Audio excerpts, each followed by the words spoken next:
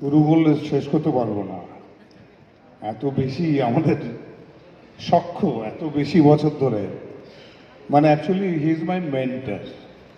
আমি যদি আজকে এখানে দাঁড়িয়ে থাকি সেটার একজন প্রধান মানুষ হচ্ছে, প্রাণ পুরুষ হচ্ছে প্রভাত রায়।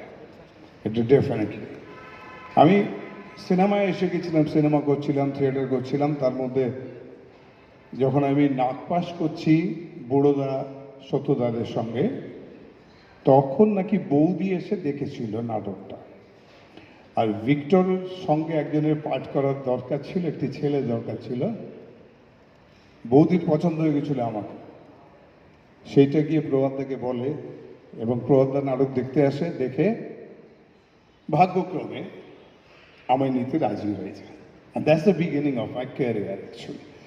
তারপর একটা অন্যরকম চেহারা হয়, এখানে পৌঁছই আমি যখন প্রথম ছবি ডিরেকশন দিলাম মর্যাদা, তখন প্রভাতদাকে প্রণাম করে প্রভাতদার হাতে এই ক্ল্যাপস্টিক ধরিয়ে, মানে সবটাই ক্ল্যাপস্টিকেরই গল্প, কিন্তু আমার মুখের সামনে সেই প্রতিকার, পাপি, প্রতীক, এই সমস্ত ক্ল্যাপস্টিকগুলো ও মেরেছে।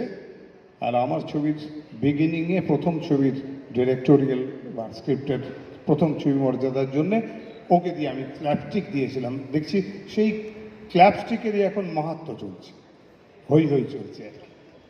সো আজকে একটা বিশেষ দিন। বয়সটা একটু বেশি হয়ে গেল, তা নাহলে 4টে ছবি করতে বলতাম। এখন বড্ড দরকার, খুব ভালো ডিরেক্টর দরকার আমাদের এই মুহূর্তে। আমি সেদিনও একটা ইন্টারভিউতে বলছিলাম, ওর যদি কেউ হয়, মানে উত্তরসূরি যদি কেউ হতে পারে, তা কিছুটা হয়তো রাজ চক্রবর্তী।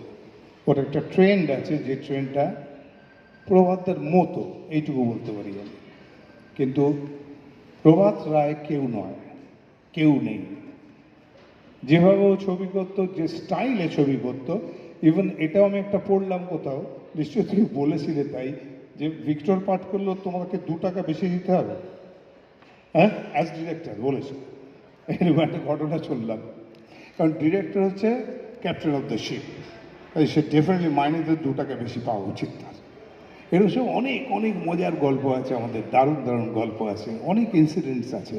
আমার বাড়িতে আসর বসতো, সেখানে সব আসতো। রূপা প্রথম এলো প্রতীক ছবিতে হিরোইন হিসেবে, সে গেল।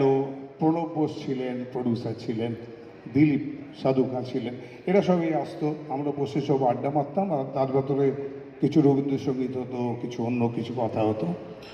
কিন্তু সবচেয়ে উল্লেখযোগ্য জিনিস হচ্ছে, যখন প্রভাতদা একদম শূন্যতায় ভুগছিল, তখন একটি কোথা থেকে দেবদূত বলা হয়, এখন দেবদূতই বলে কিনা আমি ঠিক জানি না, সে একতা বলে একটি মেয়ে এসে পৌঁছল।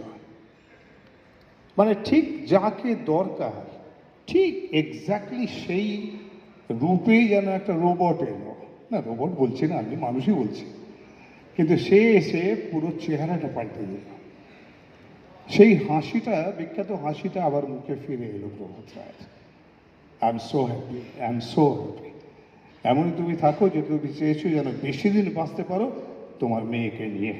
এটা আমার প্রার্থনা রইল। ধন্যবাদ।